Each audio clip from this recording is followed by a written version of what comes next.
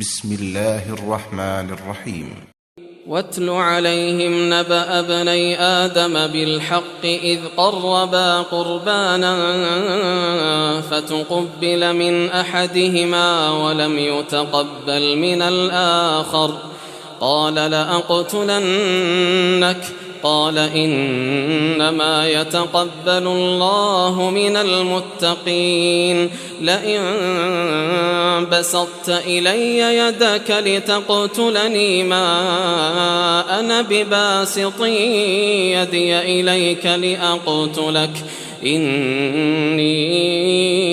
أخاف الله رب العالمين إني أريد أن تبوء بإثمي وإثمك فتكون من أصحاب النار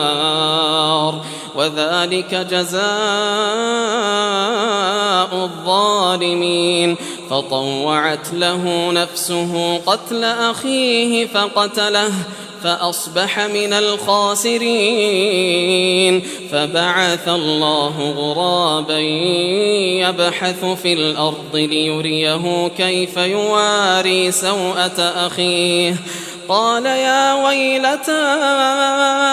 أعجزت أن أكون مثل هذا الغراب فأواري سوءة أخي فأصبح من النادمين